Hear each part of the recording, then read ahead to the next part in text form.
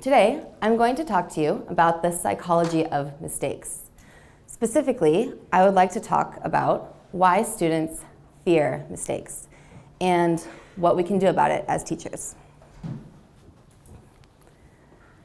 So, Winston Churchill, he was a wise guy. He said a lot of wise things. One of those things was, success is going from failure to failure without loss of enthusiasm. Nice quote. Easier said than done. Most people have a negative view of failure. People don't like to make mistakes. Why is this? Is it natural? Let's think about some people who have got a lot to learn. In fact, these folks spend almost 100% of their time learning. I'm talking about babies. Babies learn an incredible amount of information in a very short period of time. They learn how to walk and talk. They learn all the complex social cues that come along with being a human. It's remarkable, really. So, let's think about something specific that they learn to do. Walking. Babies fall a lot when they're learning to walk. Can you guys guess, per day, how many times does a baby fall when he or she is learning to walk? Some guesses. What do you think? 67? Okay, very specific, nice, all right. Any other ideas? Per day, how many times does a baby fall? 25, okay. Higher. 106. I like these really specific answers, guys. Okay. All the time, just constantly falling. Yeah, okay. Well, that's closer to the truth. So it's about 200 times per day. 200 times per day. That's a really high number. So let's think about an adult trying to do this, an adult learning to walk. I think that a lot of people would give up when faced with that high rate of failure, but not babies. Have you ever met a baby who just said, "No, guys, it's cool. I'm good here on the floor. I can just crawl for the rest of my life. This walking thing, it's not for me." No. We don't see adult people conducting business meetings from the floor of their office, crawling to the copy machine. No, babies try again and again and again until they learn how to walk. And he looks pretty happy about falling. It's really a joyous thing to watch children learning to walk. There's lots of smiling and laughing. They're not afraid. So, what happens from childhood to adulthood? Why and how do we learn to fear mistakes? Today, I'm going to talk about 2 reasons why people learn to fear mistakes and how we as teachers can combat this in the classroom. The first reason people fear making mistakes is that they have a fixed mindset. They're focused on being rather than becoming. People with this mindset think about what I am right now, not what I could become in the future. They focus on their failures. It's really scary for them. And they think that nature decided whether they're good at something or not. And there's nothing they can do to change this. For people like this, failure is fatal. The opposite of this is a growth mindset. A person with a growth mindset believes that anyone can do anything, that skills come from practice, and that failure is a vital part of learning. So, how can we work with a student who has a fixed mindset? We can encourage a growth mindset in the classroom. Some strategies for doing this. The first strategy, start small.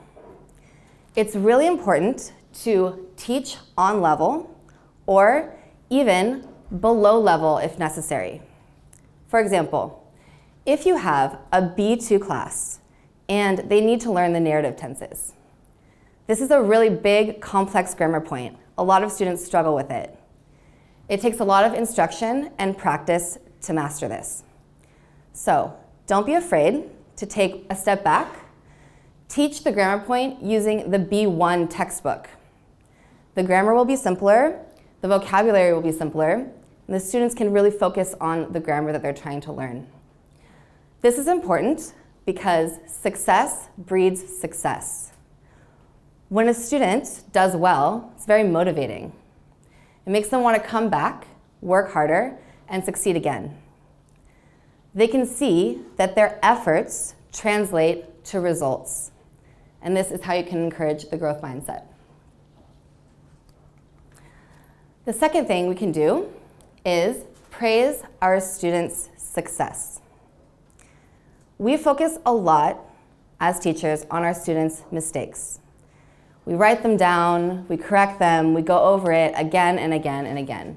And of course, this is very important when teaching.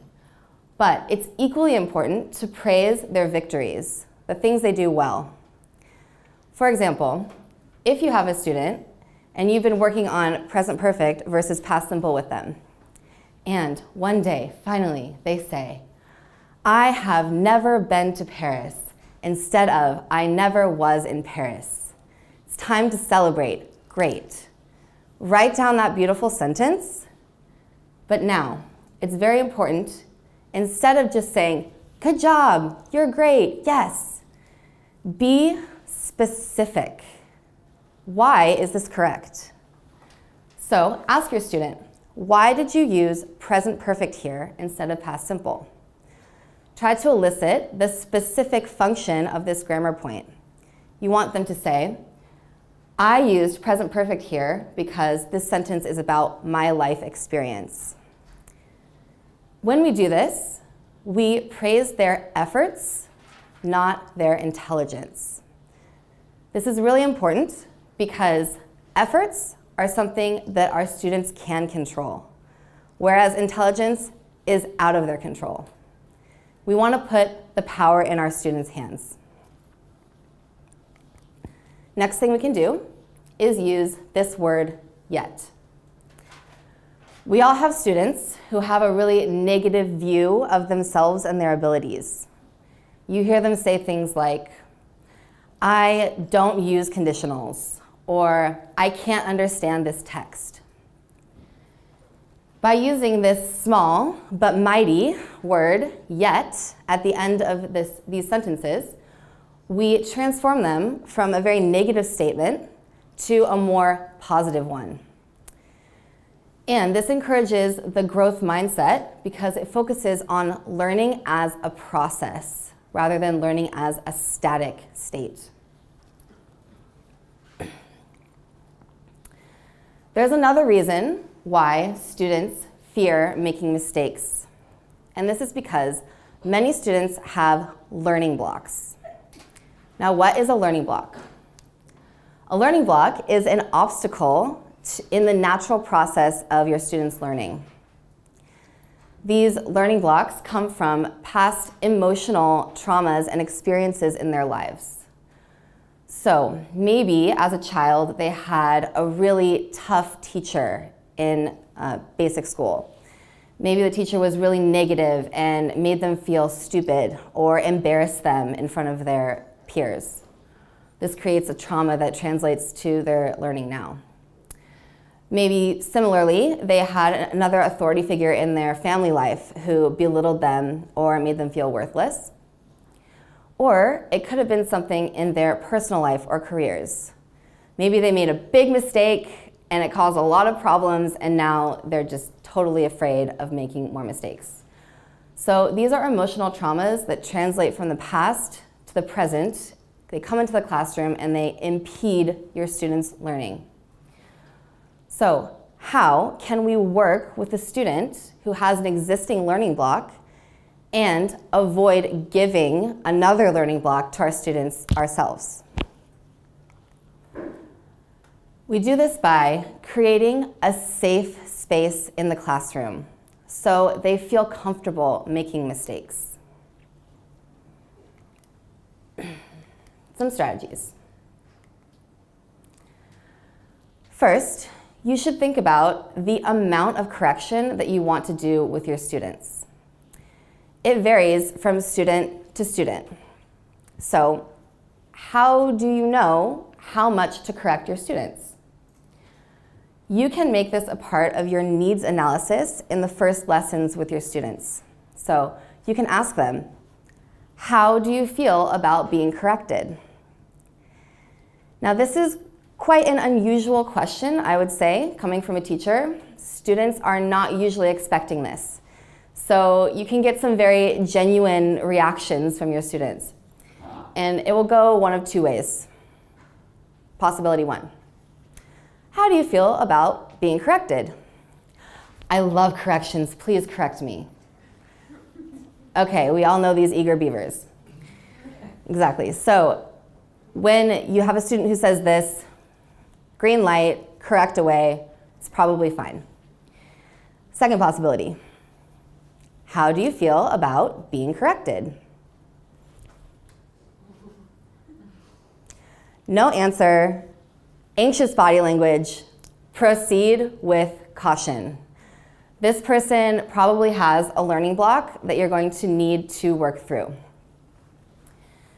So this varies from student to student, as I just said. It can also vary day to day with an individual student. So maybe you have a student who comes to the lesson one day and they're not feeling well, or maybe their dog just died, or things aren't going well at work. They're not in a good state to accept your learning, or to accept your teaching. So on days like this, it's nice to just focus on what you're teaching that day. Only correct the language goals for that day, and don't focus on all the other mistakes they're making. There is always another lesson for that when they're feeling better. The next thing that's important to think about is our body language as teachers. So the first thing you should think about with body language is your body position, and I'll demonstrate. Hope you can see me in the back. Okay. Yes, this front row is empty. I promise I won't bite. Okay, so with our body position, very often when you ask a student a difficult question, you can really tell that they're working on it and maybe they're a little anxious about it. You might feel that sitting like this with your hands on the table shows the student that you're engaged with them, that you're in this together, and that they can ask you a question. But actually, very often it makes them more anxious. And when they're anxious, they can't think, they can't produce the answer that you're looking for.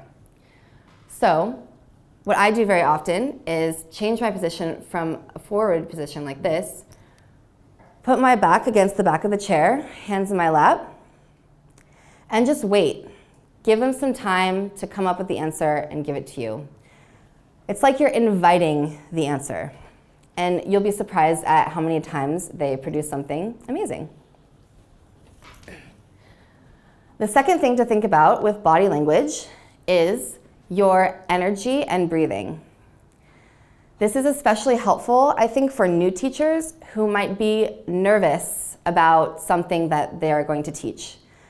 So if a new teacher or anyone goes into a lesson and they're nervous about what they're going to teach, and they're kind of anxious and their breathing is a little short and they're just, okay, so energy is transferable. Your student can catch that energy like a cold, and it will make the whole experience a bad one for everybody. So what can you do to work with this yourself? You can employ some meditative practices, some breathing. So, of course, you need to be thinking about what you're teaching, but always stay grounded in your own breath and be aware of your own energy. Like I showed just before, you can also sit back and give yourself a little space to breathe and just process. Also, remember that this lesson is for 60 minutes. It's temporary, and anything that happens in this lesson is okay. You can always improve and get better. Your energy is way more important than a perfect lesson.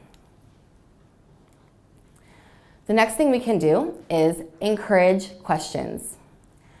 Many students who have learning blocks are afraid to ask questions.